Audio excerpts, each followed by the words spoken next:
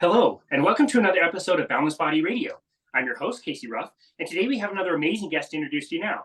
John Ferrera, PhD, is a neuropsychologist who specializes in psychological and neuropsychological assessment. He has a PhD from the Clinical Neuropsychology subprogram of the CUNY Graduate Center and has been an NYS licensed psychologist since 2010. I'm just going to warn the listener right now, I'm going to stumble through this introduction. There's a lot of big words in here. As a young neuropsychologist in his early 30s, which was around 2011, he serendipitously learned that he had a sensitivity to gluten and was experiencing occasional flare-ups of psoriasis. Currently, Dr. Ferrera is the owner and operator of Integrative Neuropsychological Services, PLLC, founded in 2012. His specialties include, but are not limited to, autism, including high-functioning autism, dyslexia or reading disability, nonverbal learning disability, and other complex presentations. In addition to his work as a neuropsychologist, he specializes in integrative and functional medicine and offers integrative or metabolic health coaching for families and individuals. Dr. Ferrera is also a certified Kresser Foundation medicine practitioner and has also completed an ADHD fellowship through the Psychiatry Redefined platform of James Greenblatt, MD. Whew, John Ferrera, PhD, what an absolute honor it is to welcome you to Boundless Body Radio. Thank you. Thank you so much for having me, Casey. It is such an honor to have you. I had assumed that based on your last name and knowing already that you had a place in Portugal, I'd assumed that you'd already been fluent in Portuguese, and that was not the case. So all morning I've been preparing to introduce you using the Portuguese last name rather than the way would be read in America. So I had to make a quick pivot there. Yes, yeah. No. I'm not Portuguese, but people, they think that, especially when I'm in Portugal, people think that all the time. So why did you decide to get a place there?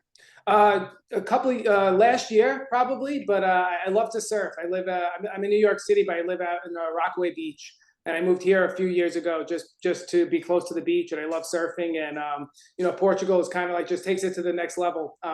It's much better surfing, cleaner ocean, and so it's part of the reason why I'm moving over there. But also southern Portugal, it's a great place. It's in the Algarve region. They have really great laws against pesticides, so all of the produce is clean, and the food is great. There's so much fresh seafood and big shrimps that seem like they're like that you can't get here, and other things. So there's a lot of reasons, a lot of things I love about Portugal. Yeah, that's amazing. I actually just heard recently that there was surfing options in New York. I did not know that there was even a place to go. And it sounds like it's okay, but Portugal is an absolute mecca for surfing. Isn't that where they have the massive wave, like the biggest wave in the world generally? Yes, yeah. Nazaré, Portugal is like where currently kind of like the spot for big wave surfing. That's definitely not the kind of surfing that I'm doing. There's a little bit of something for everyone in Portugal. The whole country is basically surrounded by on the coast, and there are so many different like surf spots for all different levels. You could have just lied to us and said that you were owning that wave, that you made that wave your bitch. Like nobody would know the difference. Yeah, no, you can't lie about that. I think those are different human beings who are able to surf those waves, able to maintain calmness in that ocean. And it's that's definitely not something I'm cut out for. Yeah, they look pretty insane. Those videos are kind of fun to watch, but definitely a thanks, but no thanks. I'll never be attempting that for sure. And the place I lived in Brazil, further down in the south, we had tons of people that had moved from Portugal. So the language was just a little bit different, but some of the nicest people. They were awesome. They talk really fast, but they were really great people all around. So cool spot. It sounds like you might make a transition and move there full time in the future. Yes, yeah, in a few years, yeah, I have to figure out, exactly, some details, but definitely within the next few years. I have a son in 10th grade, so once he moves on to college, then I'll really start. I have to wait till he at least finishes high school. Oh, wow. Well, you definitely don't look old enough to have a 10th grader, so congratulations on that. Before we get into your history, you're welcome. Before we get into your history and your interests with autism, you also have a very interesting health story. We kind of alluded to it a little bit in the introduction, but it sounds like you were dealing with some health issues yourself. When did that start?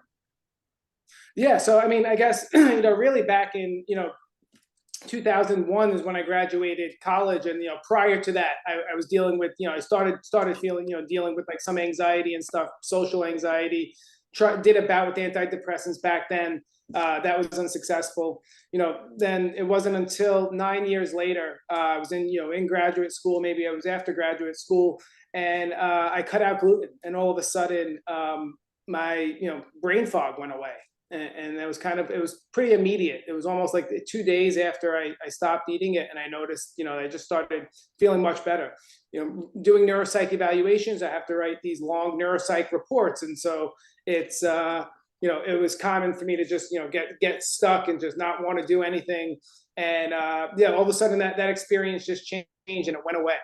And I stuck with that for a couple of years, and I had developed psoriasis, and wasn't connecting it to my diet at all at the time. I saw a dermatologist, and he put me on some medication that was helping with the psoriasis. Didn't tell me anything about diet. I actually told him about the diet, how I was like gluten free, and he said, "Oh, that's great. That sounds awesome," but didn't really make any connection between that and my symptoms. But then for whatever reason, I cut out refined sugar, and my psoriasis went away. So it was the gluten for a couple of years for me, and then cutting out the refined sugar, and my psoriasis went away, completely. Yeah. And so that was kind of like what set me on my path, and what made me realize, the importance of diet, not just for mental health, because that was my the first benefit that I had, but also for for physical health. Yeah, we're maybe giving away the ending just a little bit here, but eventually you found your way to carnivore. And I'm wondering what you mentioned earlier as far as like anxiety. What did you notice mentally when you made a further step by going into carnivore diet? Did that help even more with your mental state? Yes, yeah, really. I mean, it just kind of like helped kind of like get rid of like a lot of the baggage that I was carrying, and just kind of like a lot of like the spinning of my wheels and the inefficient thinking. I would, prior to cutting out gluten, I would wake up every morning. I just have a negative cloud over my thought pattern, and I would tell myself, okay, just ignore your thoughts for the first hour of the day. Don't even like don't even consider them. And that was just kind of like what I thought was normal. And that is that's kind of like one of the most noticeable things is just that's not there anymore. Yeah. Did you realize it was there while you were going through it? Or was it only retroactive when you changed the diet and you were like, holy smokes, like my brain was going crazy? It was retroactive, right? I didn't realize that I didn't realize that it was even there until I made the changes. Yeah. Okay. So April 2019 is when I started carnivore, and it was about 10 days, 12 days, 14 days in when my anxiety dropped out. And same thing. It's the reason why I'm asking you the question. Is like, wow, like this is calm and peaceful. And like, I didn't realize I had anxiety, but I totally did. And anytime I cheated on it, and especially with something like sugar, I eat way too much of it. I go way past the point that I can stop, and that anxiety comes back. And that's the primary reason I'm on carnivore. There's lots of different benefits that I love, but that is the reason that I do it. And it sounds like that's very similar to you in your case. Very similar to me. Yeah, yeah. I'm the kind of person where like I'm better at restricting foods. If I have a little bit, then I tend to overeat and have too much of them. I'm looking for them again the next day. And so, yeah, I do much better with discipline and restricting foods, restricting whole categories of food. But not just restricting. I think also focusing on the delicious foods that I do get to eat. Yeah, you're not really suffering eating, eggs cooked in butter and steak every day. It's pretty great. Love that part. Right. Well, Exactly. Yeah. yeah. Okay. Well, we're already starting off really controversial with a meat-heavy diet, totally against the guidelines. Why don't we continue with the seemingly controversial? It's so interesting that this is, even like adjacent to controversy. And I understand because there's a lot of, I guess, like emotion wrapped up in this. And we might be talking, obviously, we're talking about autism. There seems to be a movement going around that, like, if you are trying to treat autism or make autism a little bit better in a child, that's like, it's like judging them for being autistic, which I don't really see it that way. We might even talk about things like vaccines and their impact on this kind of thing. And so I always just wish we could have open communications and people can choose whatever they like. That was the frustrating thing about COVID vaccines to me. I don't know whether I made the right choice or not, but I would have liked to have everybody's opinion and be able to talk about it. I didn't feel like we were ever able to do that. So let's start with your story getting wrapped up with autism. When did you become interested and know that this was the career path you were going to go down? Yes, well, so I was interested in neuropsychology. I was, interested in graduate school in brain imaging. I wanted to just learn more about the brain, and so I did fMRI research. We were taking pictures of the brain as it was working, and it was great. But at the time there weren't really many clinical applications for that. Still today, it's hard to, clinically to use fMRI or brain imaging. It's more of a research tool, and so I was, pushed in the, clinical direction, and as a neuropsychologist. I, started working with kids, and just, being in the time and place, I just was confronted with autism, so much, like time and time again, and so partly I began to develop a specialty, and so those are the cases that I get, but also those are the cases that are there. Like when you hear about the increasing prevalence, it's real. Like it really is like a seriously increasing prevalence that's happening, and I've kind of been in the middle of it. In the beginning of my career, I started to kind of look into, well, what's going on? It's got to be environmental. There's something in the environment. But at that point in time, when I looked into it, my head just started to spin, because you hear about air pollution, you hear about, parental, nutrient deficiencies in parents, or, viruses during pregnancy. And there are so many factors that are involved. And so it just seems that it just seemed impossible to come to the solution of what's causing it. Yeah, very interesting. Yeah. And then for me, it was in 2021, I heard Chris Kanabi to give a low carb down under talk about seed oils and diseases of civilization. And it was at that point I knew about Weston Price, but I didn't know the kind of the scope of it. I didn't realize that heart disease really didn't exist before the 1900s, and that it's been the leading cause of death, and still has been the leading cause of death since like the mid 1930s. I didn't know about that. I didn't know about age-related macular degeneration, how that is a new disease, how that didn't exist, and the way that he linked everything to not just the seed oils, but that's one of the major driving factor. It just kind of like in my head kind of made everything click, and I just realized, okay, like this is this really can be significant. But that was 2 years ago, and it took me a while to really see the connection with autism, just because there's this added layer of I guess challenge and difficulty in autism.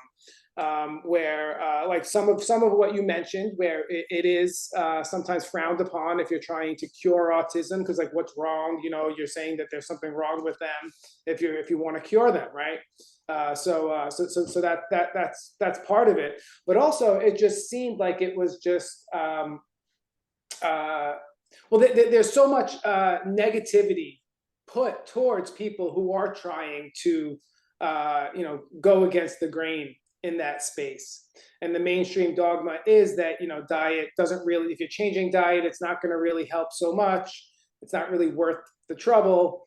And I just started seeing more and more people who were making amazing transformations. And when I looked at how and what they were doing, it's the same thing. They're following the same principles that we hear about from these other approaches, whether it's Dale Bredesen talking about Alzheimer's disease, or Terry Walls and multiple sclerosis, or Phil Ovadia, Ken Berry, and it's all the same principles, whether it's low carb, keto, carnivore, but also avoiding processed foods, avoiding environmental toxins, eating nutrient dense food, paying attention to stress and sleep, and also getting things like sunlight. I think that it all there is like one solution, I think, that at least the same principles that you can apply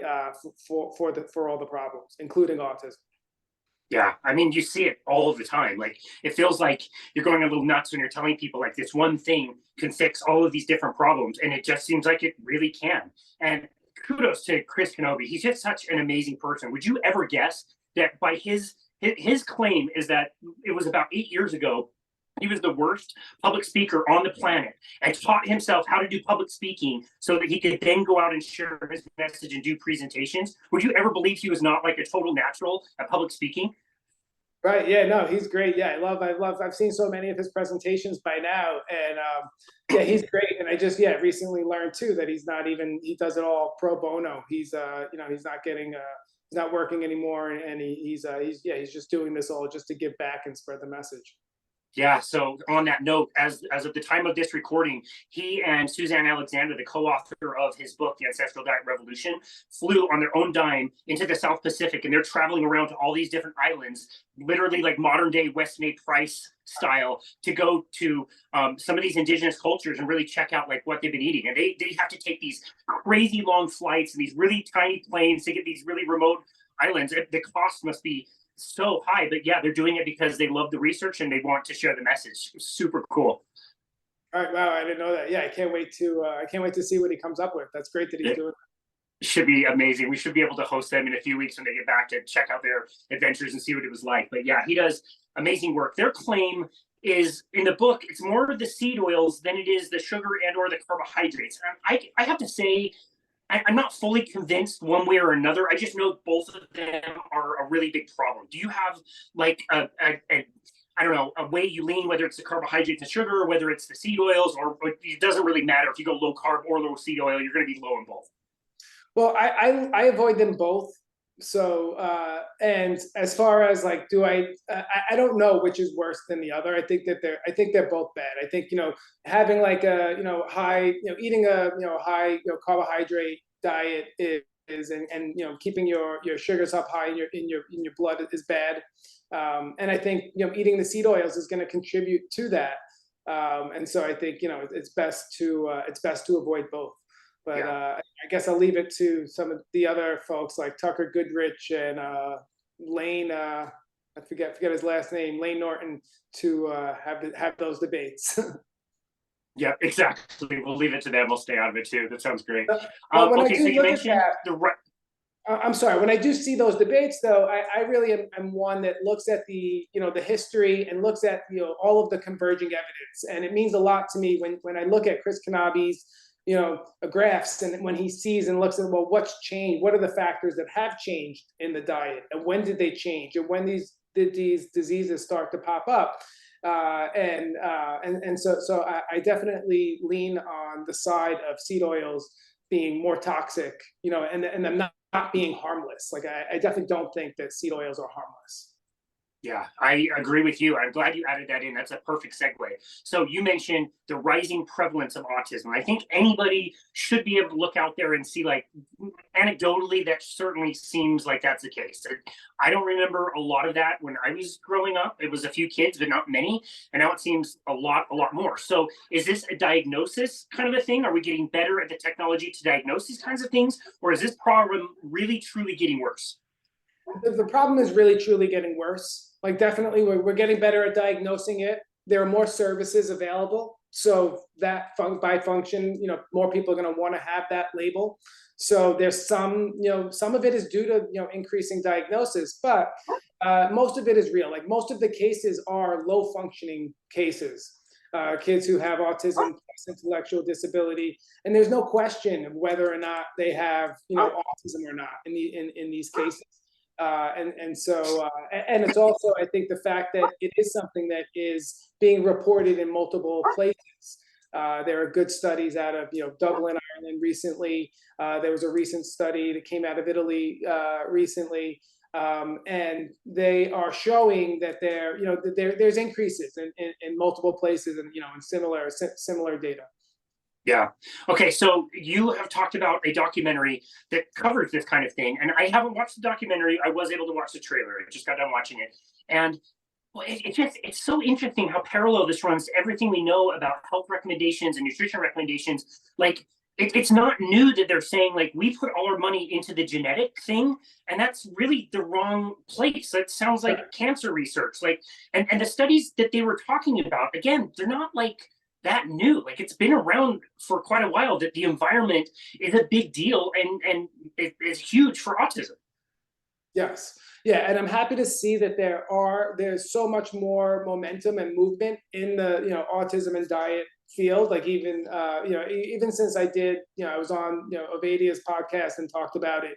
I was at a Autism Research Institute lecture on diet, and they were talking. The autism diet is very similar to the same diet, the diet that that you hear about for diabetes and fatty liver, and and then you hear David Unwin and Ken Berry talk about, but it starts with like the gluten-free, casein-free, soy-free, and also avoiding food dyes. And then now the evolution of it is now they've kind of moved towards talking about low carb and keto. They emphasize high protein. And they also emphasize examining the vegetables that you're eating and making sure that you're not eating high oxalate vegetables if you have trouble with those. And so it seems like there really is this convergence where I think based on I guess just clinical reports, mostly it's not clinical research, it's mostly like just clinical reports of and some research studies of just success, but things are evolving towards lowering carbs and increasing protein, and I think there's a reason for that, right? I think that I think there's a reason why those things are the things that are helping. Yes. So it's more like case reports then, right? Like this is one person, it's an N of one, he did this, got a really good result. That's not, like you said, a randomized clinical control trial, but it's good evidence that must be stacking up at this point. Yes. Yes.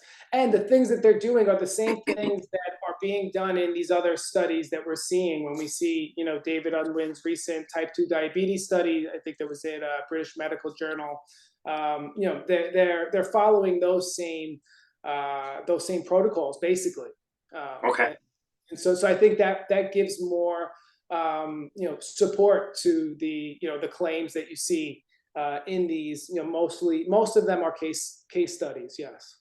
Yeah, when you start to add it up with all the other chronic diseases that you're talking about, all those case studies, like, dude, that's a lot of N of ones at this point. Like, it's going to be a sad day when a carnivore dies of a heart attack, and that's going to still all the headlines everywhere forever that this diet causes this bad thing, which isn't the case. It's just there's a lot of really positive stories out there, and a lot of people improving with so many of these conditions. Yes. Yeah. Absolutely. Yeah. And I think it's yeah, I think that the reason is multifactorial. I think one of the reasons is because of insulin resistance and the excess sugars, and that kind of like fertilizes the soil and sets the ground for a lot of these diseases to develop. But the other piece, I think component is the toxic load piece, and that's the glyphosate, the pesticides, the plastics too.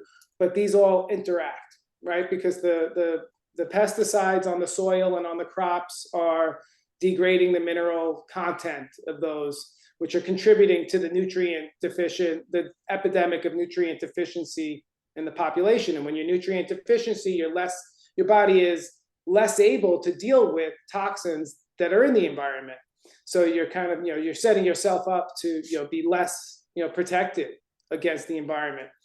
But then the other thing that glyphosate does is it allows heavy metals to travel to the brain, allows heavy metals to cross the blood-brain barrier. So when you hear, reports of, heavy metals being in the brain, and there's one study that, shows, it was a post-mortem study, 5 individuals with autism, and they all had aluminum in their brain. And so, the obvious, thing to think is that the vaccines put the aluminum there, and that very well may be true, but that's not the only case, right? It is possible that the aluminum got in from the environment and got into the brain somehow, and this having lots of glyphosate is going to increase the likelihood of that happening. So I think it's very, it's multifactorial. It's absolutely fascinating. And I think, and the connection between all, I guess the fact that we have things like Alzheimer's disease is also increasing in similar rates as autism. I think that is more evidence to show that it's a multifactorial cause, because people who have Alzheimer's, they didn't follow the CDC schedule, and so they didn't they didn't have that same exposure, and so there's something else that's at play that's leading to their disease process. Yeah, dude, have you seen the CDC schedule, like what they recommend now, like the number of shots that you're supposed to get before age like 3 months or 6 months? I looked it up recently. I could not believe it. Yeah, I couldn't. Yeah, someone sent me a PDF of like a training manual for nurses, and it was just how you could administer up to 7 at a time. And it was like a picture of a baby, and just like all the injection sites. Oh my goodness. For all 7, all 7 injections. Oh my goodness, that's crazy. Okay, we're going to come back to that. I really want to talk to you about some of those factors in what you call the multifactorial problem. Yeah. Let's first tell us about the traditional system and autism itself. When is it diagnosed? Can it happen anytime? Is it at birth? I know the parents can also be a factor, one of the factors that can contribute. And then what would be like the classic kind of traditional treatments? If I were to go to a hospital, for my kid, if they were diagnosed, like what things would then happen? Yeah. So usually autism is diagnosed before a child is 2 years old. And from 0 to 2, if a child is like demonstrating delays in their speaking or walking in their milestones, then you can go to early intervention, and you get an evaluation. And oftentimes that's when it's diagnosed. If not, then sometimes it takes a little bit longer for the diagnosis to be made. But once that diagnosis is made, the early intervention system is great at hooking children and families up with different services. So speech therapy, they get will get placement in a specialized school environment, like a specialized preschool that has extra teachers who have special training, and so they get access to all sorts of services and supports. Sometimes, oftentimes they'll get recommended for ABA therapy, and which is just like a structured therapeutic intervention. Oftentimes it's one-on-one. Usually it's one-on-one, but it's just behavior therapy. So it's just like a reinforcement system that's put in place. And they'll prescribe medication if a child is unable to focus or sit still, or if they're violent. They prescribe medication. They usually start with stimulants like the ADHD type medication, but oftentimes that leads to problems with sleeping or problems slowing down at night. So they combine that with guanfacine or clonidine at night. So I'll see that'll be the first thing that'll be tried. And then if they're still dysregulated at that point, they'll add Risperdal on top of it. Risperdal is an antipsychotic medication that has all sorts of negative side effects, including metabolic side effects. One of them is it causes insulin resistance. Oh, good. You're on Risperdal and you want to try to get on a low-carb diet, like good luck, because your body is really going to be craving those carbohydrates. And so not only do they not address diet or recommend diet, the medications that they're prescribing in many cases are really counterproductive to a lot of these dietary recommendations. Yeah, shocker. Okay, so what is the effectiveness of any of those treatments? Like what would be an expectation? Does the child generally improve by 10%, by 50%? Was one of those treatments more effective than another, or is it just kind of a crapshoot? It's really tough to say. I mean, you do see improvement, but more often than not, like as a neuropsychologist, the way it works, especially in New York, is every 3 years at least, I'll see a child and have to do a reassessment. And so I get to see them, 3 years later, and then another 3 years later. Oftentimes the children have the same deficits, even the same academic levels. And this is 3 years later, but even still, the same, behavioral issues. So I see that, most of the time, and it's, children are still significantly impaired when they're done with schooling, and so that can last until they're 21. They get a whole bunch of support because they're in a school. They have a one-to-one aide. There's 3 teachers in their building, in the classroom. Then all of a sudden they turn 21 and there's no more school, and that's it. It's very, very difficult. There's oftentimes there's a lack of another option for these adults at this point, and so it's it's very tragic. A lot of times families who really have to sacrifice their own lives really just to take care of their kids. Wow, the depression and suicide rate must be disproportional in that population, right? Well, I guess so. Yes, yeah, and especially I know the divorce rate in parents of children with autism and special needs is extremely high. Yes, depression, of course. But then the other thing is that they have all of these other problems, right? They also have the obesity, the diabetes, the fatty liver disease, and so that's why. So now that when they're coming into my office, my evaluation now, I almost always will have a conversation with them about diet. And I sometimes will end up, handing them Ovadia's book. And I have his book there because I love the way he goes through the different ways that you can eat metabolically healthy. So it's not saying you have to be carnivore. I want to tell everyone to be carnivore. I realize you can't, it's not going to work for everybody.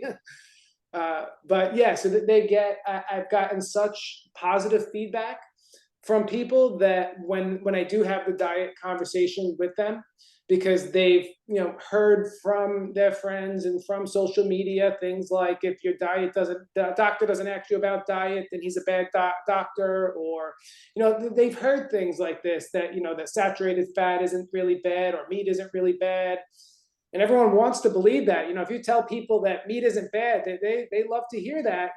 And so that's why they're sometimes surprised when I hand them Ovadia's book with the picture of all the the meat on the front of it, but surprised in a good way. Yeah. So I've gotten great feedback so far. So you noticed from the ground level that people are becoming more aware of this stuff? Absolutely, yes. Wow, great. Oh, that's awesome. Yeah, even the seed oils, which I'm surprised about that. But when I talk to them, everyone is like, so many people already are they're eating olive oil, or at least what they think is olive oil, but at least they're buying olive oil from the store. It's a step. They know, yes, yeah. They at least know that that the seed oils are not as good for you. Wow, that's very encouraging. And you mentioned, the person with autism themselves having a higher likelihood of some of those other chronic diseases. I'm sure it's a tough question to answer because we know the numbers for America, and it's a vast majority of people are already metabolically unhealthy, but it must still be disproportionately higher with a lot of those same chronic diseases in the families of people with autism. Is that correct? It must be. I don't have data on that, but I think so. There are studies to suggest that mothers, all of the studies are on mothers and no studies on fathers, but mothers who have PCOS, mothers who are obese, mothers who have nutrient deficiencies, especially like iron, I think B12 is where the research is, but they're more likely to have children with either autism, ADHD, or intellectual disability. Yeah, gotcha. I've always wondered that too. Like as these generations of people going through bad health are going, again, one generation to the next, it just seems like everything is getting so much worse. The fatty liver diseases we're finding in kids, dementia, Alzheimer's happening earlier and earlier, kids with type 2 diabetes. So that, we can't call it childhood onset diabetes anymore because kids get it now. You just wonder how that is compounding all the way down. And to me, all of the things that you've described seem really important, but nutrition sounds like the one that's the most controllable. It might not be easy, but it is simple if you can do it. So yeah, what are your thoughts there? If you could choose one thing, would diet be the major thing you try to focus on? Oh yeah, absolutely. I think diet is I think that there's a lot of other things that you can do and that a lot of people do, but if you don't have diet as a solid diet as a foundation, a lot of these other things aren't gonna work. Gotcha. So, okay, and oh, go ahead. I was just going to say, like, so you hear a lot of things about other treatments that people will do for, for autism, like hyperbaric oxygen or stem cell treatments, B12 shots, and these things, they can all be helpful and they can all be effective. However, if that's all you do, if you just do one of those things and everything else is the same, and you don't pay attention to diet and you don't pay attention to sleep, or they're on a tablet, 24 hours a day, then it's not going to work. So you have to have the foundation of diet, in order for these other things to work. And because it doesn't end, it's not just a one-time exposure. It's like daily that we're being, we're ingesting this, whether we like it or not. We're breathing in the air. And it's something that is very, pretty much everyone is being affected by. Okay, so with the work of like Verta Health and the work of the Unwins in the UK and all the things that are coming out, I feel pretty confident and comfortable saying that we can reverse diabetes. I think we can do that. I think whatever damage has been done might be tricky and you might have to live with that, but you can at least reverse the type 2 diabetes. Are you comfortable saying that we can reverse autism? In some cases, yes, you can reverse autism. However, I guess you can't fix intellectual disability. So if you have autism plus intellectual disability, there's only so much improvement that you can make. So that would be one condition. But if not reverse autism, you can greatly reduce its level of impairment in your life, right? Like you can get to a point where it's not impairing you. If you do have autism and intellectual disability, you can get to a point where you're not reacting aggressively, and then maybe there's a day program that you can go to, and your mom or dad can have a job and they don't have to give up their career. And so it might be, in some cases, it might be a big change and a complete transformation. But in other cases, it might just be, these little subtle differences, but that could make a big improvement in quality of life. Yeah, that's amazing. And again, when I'm watching that trailer of the documentary, they know they're talking about inflammation in the body and in the brain. And so you look at a low carbohydrate, ketogenic, or carnivore type diet. Not only are you providing all of the nutrients that you mentioned people can be deficient in, you're also eliminating all of that inflammation. And so that makes a lot of sense. That diet would be super helpful for those people. Before we talk about like the positive stories and anecdotes that you've seen and all that wonderful stuff, let's talk about some of those other risk factors that you mentioned. Why is it glyphosate specifically that's such a high risk factor? Yes, well, so glyphosate is, because it's, so prevalent in the, in the environment, and glyphosate is just one of the pesticides. It's used in a combination, but it's something that's really hard to avoid, especially when you are following a plant-based, low-fat diet, like basically following like standard American diet or conventional medical recommendations, because it's all the bread is covered in glyphosate. Canola oil is covered in glyphosate. All the fruits and the vegetables is covered in glyphosate.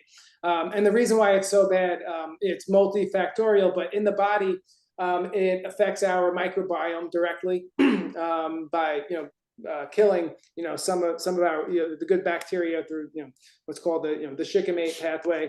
So it affects the microbiome. So it lowers our bacterial diversity. But then it allows metals to travel to our brain. So it's part of the contributing factor for how these metals, whether it's aluminum or cobalt or whatever, these different metals that are in the environment, are able to travel to the brain. And so I wonder, if part of the reason why so many people are having so much success with glyphosate, with carnivore, is because they're avoiding glyphosate.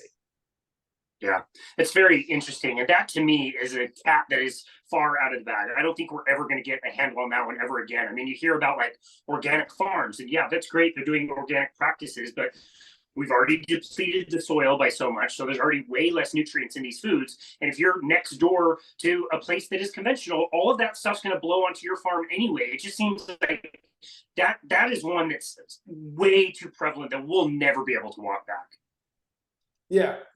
But I mean, like I said, in southern Portugal, there's no pesticides allowed, so you can be safe. Like, that you can eat produce and have a lot more have more confidence that you're not getting any pesticides in those. Yeah, that's interesting. Yeah, so I heard you mention that. I'm glad you brought this up. I wanted to ask you about this. There are places in the world that do have less prevalence of autism, right? I think you mentioned in Portugal, that's one of those places. I think you mentioned the Amish is one. So it is, yeah, those places less prevalence of autism.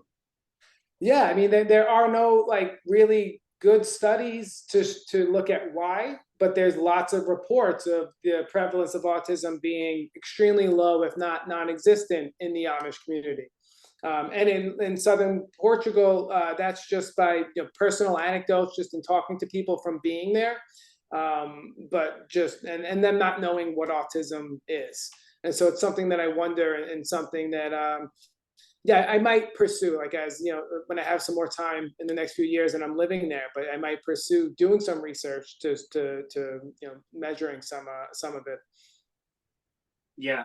Well, that's fascinating. I mean, we talked about genetics, and I do believe that brains are different. But you think about the Amish and the way they raise their kids, they don't have as much of a formal school. If a kid doesn't want to take a class and wants to go build barns with his dad, they let him do that, and he gets to kind of do what he likes to do and pursue that. And you just wonder, ADHD, autism, migraine brain, these are probably genetic gifts that enhanced us in some certain way, but the environment is what triggers it to be something negative.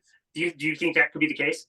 Absolutely. Yeah, absolutely. I think that, ADHD, people with ADHD, they have, so much energy. They can be so inspiring. And once they get into, the real world in a career where they're supposed to be, they thrive. And oftentimes they become leaders in that area. And so, yeah, depending on the environment, those, what's a disability, becomes an asset. And school has just become, it's gotten worse and worse. When I was born in '79, I learned how to read in first grade. Now they're teaching kids you're supposed to know how to read by kindergarten, but you're learning in pre-kindergarten. You're starting to know your letters, but developmentally, you're not supposed to yet.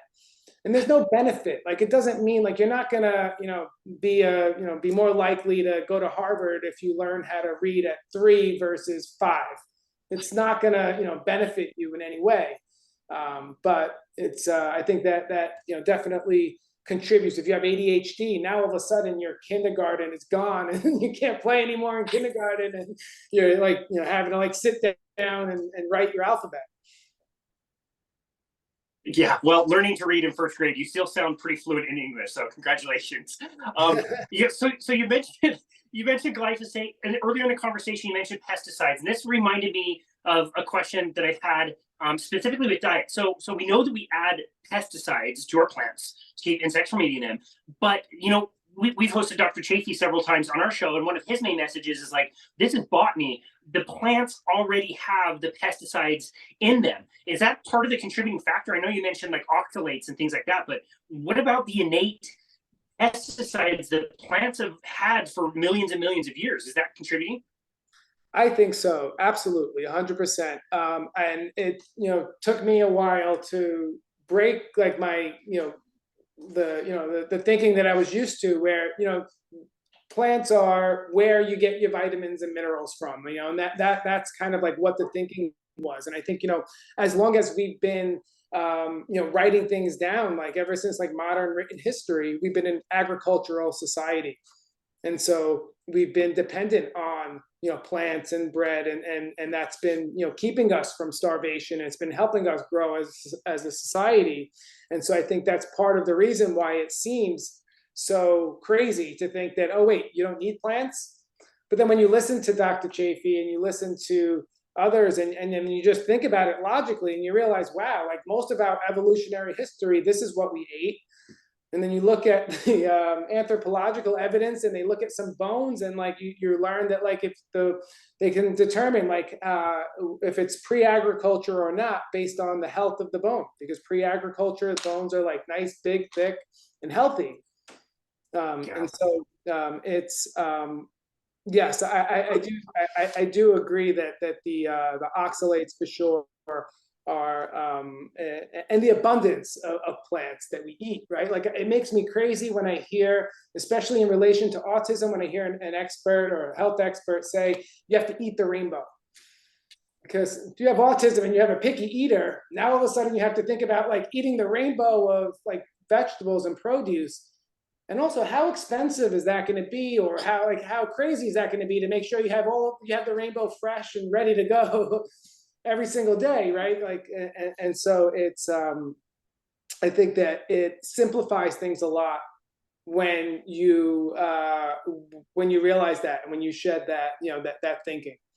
Yeah, it's such a good point. And just think about it also, eating the rainbow 365 days out of the year. That's not possible if you go back even just a few hundred years ago. You couldn't do that, and now we can.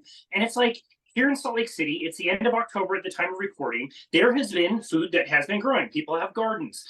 There's been apples that have been, producing fruit, apple trees producing fruit. And like just in this last week, you can't find any of those foods anymore. It's too cold. It got too cold. So whatever apples and tomatoes you got, and that's it.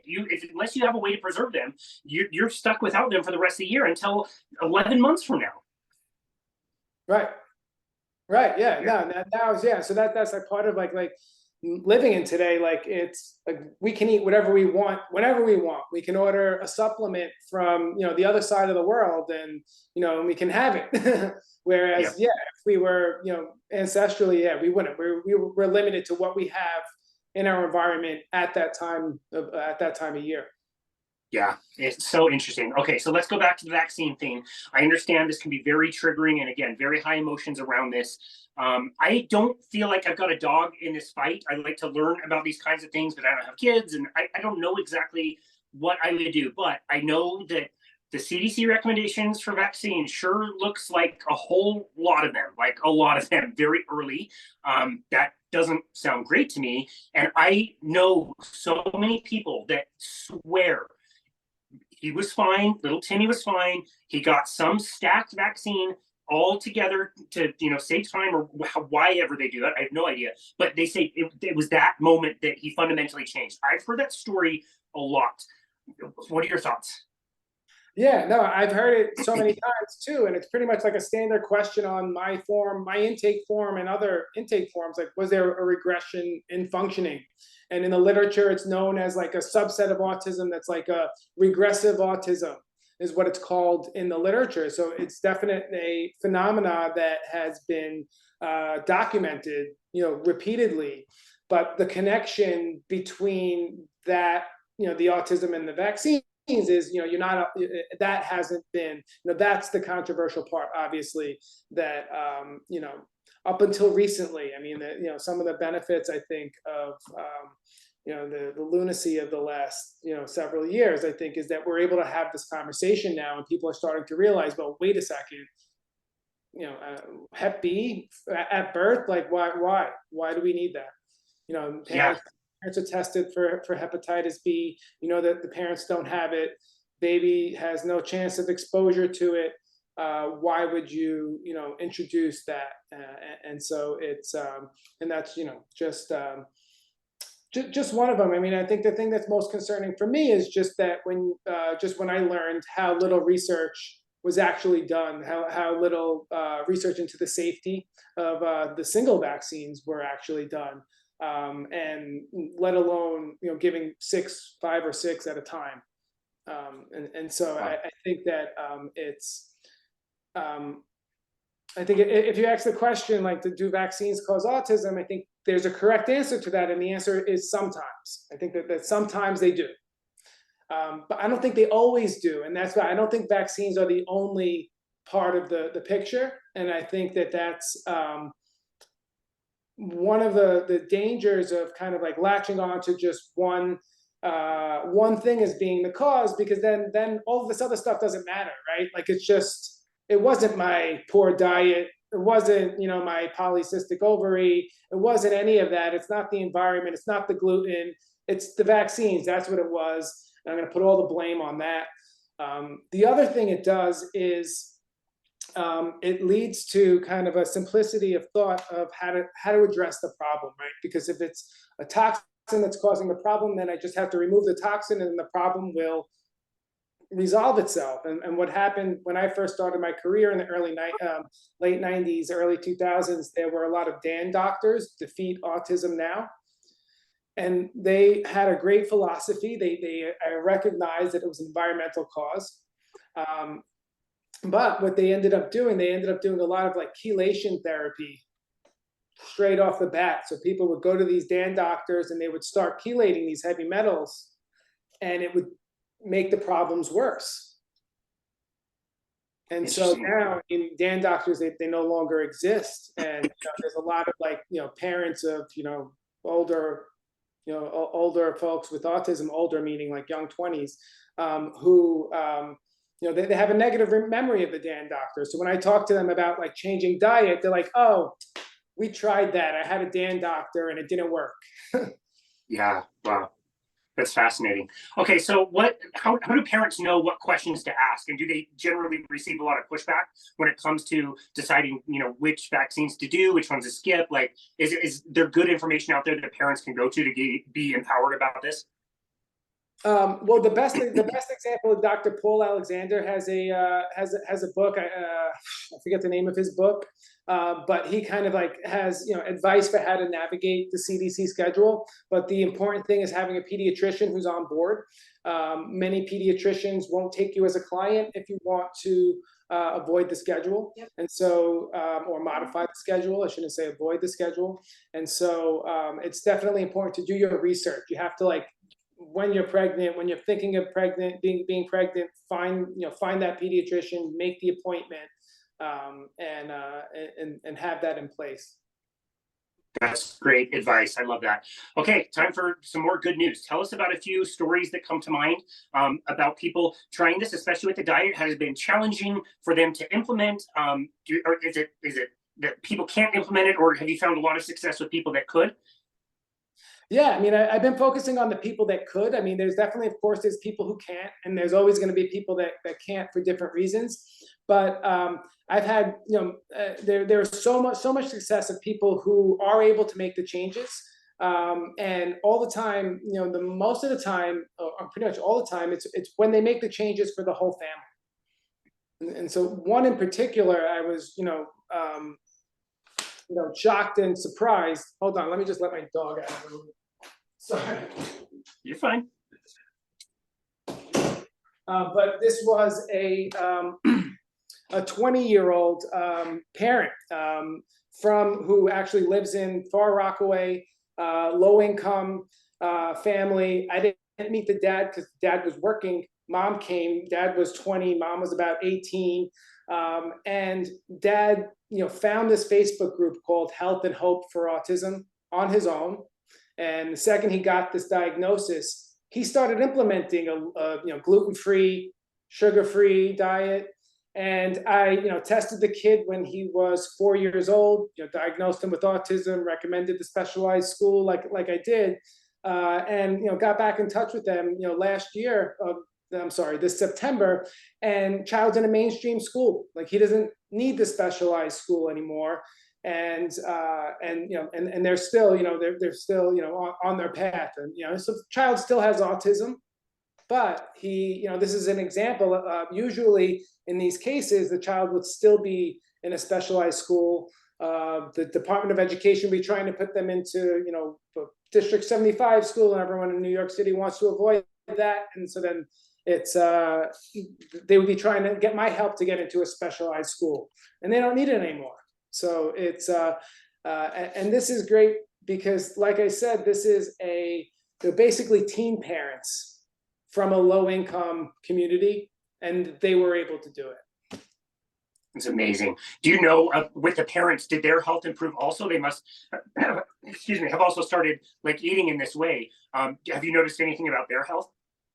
Well, not those parents in particular, but yes, yeah, so many other families that I'm seeing when I first introduce the recommendations to them, they're like, oh yeah, well, I have fatty liver, or I have polycystic ovary, or I have diabetes. And so they're happy to get, they're motivated to make these positive changes for themselves. Yeah, that's so cool. I love hearing that. And just again, working with so many people over the years with low carbohydrate diets, you know exactly what to expect, and you know how that's going to ripple out and affect other people with all kinds of different chronic diseases and whatever things they think are maybe like more minor, but are still really crappy, like the brain fog you mentioned, or depression, anxiety, like that kind of thing. It's really wonderful. Do you think this will ever catch on and be like a mainstream therapy? I know you're optimistic at the direction that things are going and more people on the ground hearing about this, but do you have hope this might ever be part of the normal, I guess, like standard of care? No, I don't think it's ever going to become the standard of care given the climate that we're in. But my hope is that it's going to become an option, that it's going to become something that doctors can no longer swipe under the rug. It's going to become something that doctors have to say, like, you can take this Wegovy shot, and this is the easy way. You can do this, or you can also, do a low carb diet. And, I would like for at least to, for when a child gets diagnosed with autism, that the specialist there presents it to the family as being, one of the options of things that they should do. Yeah, I think anybody in this space, that's all they really truly want, is just to be able to talk about it. It was, I think, a big win when the American Diabetes Association kind of decided that you could talk about low carbohydrate diets, and didn't make that the primary recommendation, but at least made it possible for people to talk about it. I think that's a great step in the right direction. I think that will be very, very helpful. And in the meantime, I mean, there's so many ways we're getting this message out by, certain podcasts and books and articles, and websites like yours are just so wonderful, such a great resource for people to have. And so, yeah, I hope this gets out to a lot of people and can really help some people out there. You're doing amazing work, my friend. Can you tell us where you would like people to go to find you, to connect with you in your work? Yes, yeah. So my website is just inpnyc.com, integrative neuropsychological services. And and I mostly do neuropsych evaluations, and at the moment I'm only taking select clients for coaching, because I'm and I'm more going to spend time I want to start interviewing people and other parents, and just to hear more about like what they're doing and what kind of success they're having. That's cool. Do you think you would ever do something like a podcast in the future? Yeah, I am. I'm in talks. I'm not sure. I don't know that I'm looking to become a podcaster and have a regular podcast, but at least a podcast series where I'm interviewing parents, and I'm gonna start with that. That's cool. That would be amazing content wherever that lives, either on podcast land or someplace like YouTube. That would be very cool. And your website's awesome. Like I said, you do really good quality work. And so I imagine that would be amazing and another great resource for people out there. So thank you again, John, so very much for coming on to our show today. We really appreciate you and your work, and it's such an important message. And I know you're very busy, so thank you so much for taking time out of your day to come on our show. We really appreciate you. Thank you, Casey. I'm so great. I'm so glad to be here. And yeah, if you know anybody who has autism, or if anybody listening wants to share their story, especially carnivores, there's a bunch of autistic carnivores who have found lots of success. I would love to talk to you and perhaps record some of those conversations.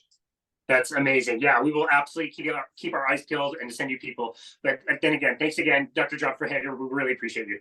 Okay. Thank you, Casey. Have a good one. Thank you. And this has been another episode of Boundless Body Radio.